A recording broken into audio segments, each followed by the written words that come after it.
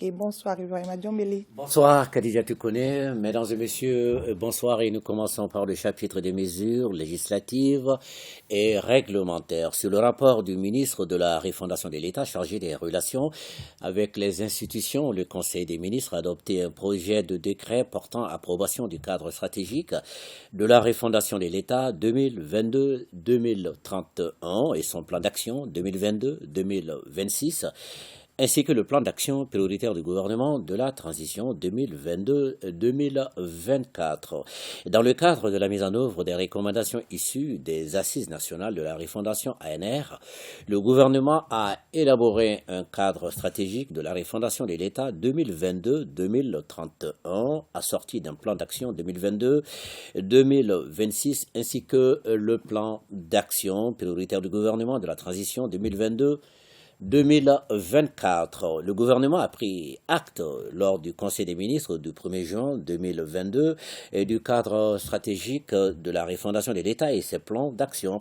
Le présent projet de décret consacre leur adoption formelle et ouvre la voie à leur mise en œuvre. Et sur le rapport du ministre de l'Économie et des Finances, le Conseil des ministres a adopté un projet de décret portant approbation du marché relatif au contrôle et à la surveillance des travaux de construction et de bitumage de la route Banakoro-Djoro. Le marché est conclu entre le gouvernement de la République du Mali et le bureau d'études BETRAP-SARL, Géocom, GI Conseil pour un montant de 1,50 milliard 452 francs CFA, toutes taxes comprises et un délai d'exécution de 26 mois. L'adoption de ce marché permettra un meilleur suivi des travaux et leur exécution correcte. Sur le rapport du ministre de l'Urbanisme, de l'Habitat, des Domaines, de l'Aménagement du territoire et de la population, le Conseil des ministres a adopté un projet de décret portant approbation du schéma national d'aménagement du territoire. Le schéma national d'aménagement du territoire est un outil de planification spatiale définissant les conditions d'utilisation optimale de l'espace national par l'ensemble de la collectivité. Il fixe les vocations initiales et les affectations futures des terres. Le schéma national d'aménagement du territoire définit les perspectives économiques, les orientations stratégiques, les axes et les projets structurants prioritaires. Sa mise en œuvre permettra le développement économique durable tout en préservant la capacité productive de chaque milieu. Le présent projet de décret est adopté en vue de doter notre pays pour les 20 prochaines années d'un cadre de référence politique, administrative, juridique, technique, et de planification multisectorielle des investissements physiques à réaliser sur le territoire national. Au chapitre des communications sur le rapport du Premier ministre et du gouvernement, le Conseil des ministres a pris acte d'une communication relative à la stratégie nationale de stabilisation des régions du centre et son plan d'action 2022-2024.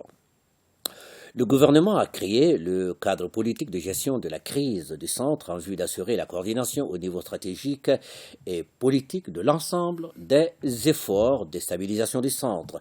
La présente stratégie traduit cette volonté des autorités de la transition d'avoir une approche holistique de la stabilisation des régions du centre avec pour vision, je cite, faire du centre une zone stable et prospère où les communautés sont réconciliées avec elles-mêmes et vivent en harmonie. Fin de citation.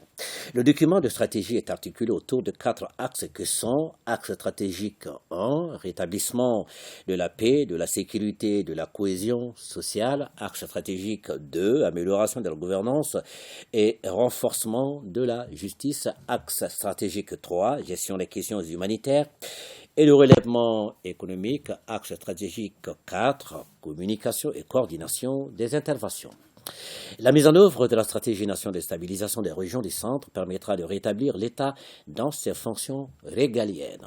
Et sur le rapport du ministre de l'administration territoriale et de la décentralisation des conseils des ministres a pris note d'une communication relative à la remise des insignes et des certificats aux chefs de village, de fraction et de quartier. La valorisation des légitimités traditionnelles, parmi lesquelles figurent les autorités administratives des villages, fractions et quartiers, est un objectif majeur de la politique de refondation de l'État.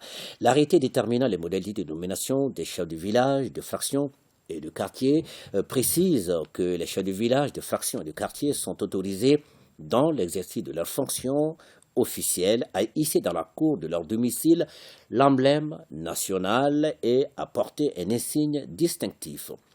Les cérémonies de remise de ces insignes et certificats aux chefs de village, de fraction et de quartier seront organisées sur l'ensemble du territoire national suivant un chronogramme détaillé. Sur le rapport du ministre de l'Éducation nationale, le Conseil des ministres a pris note du calendrier des examens de fin d'année scolaire 2021-2022.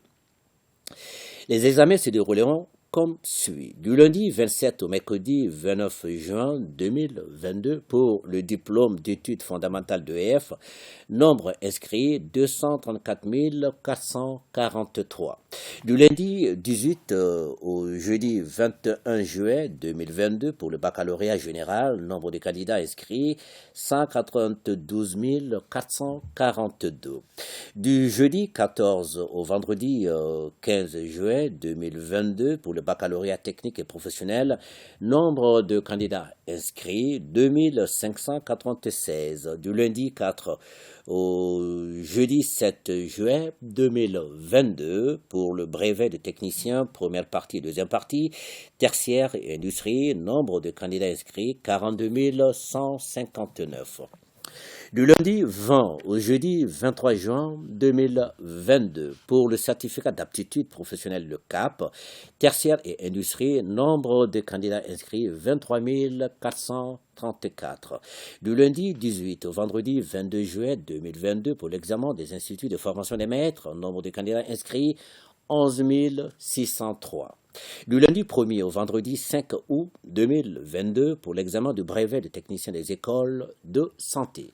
Les examens du DEF et du bac seront organisés pour les candidats réfugiés en Mauritanie au camp de Bera à Bassikoumou aux mêmes dates que les candidats de l'intérieur.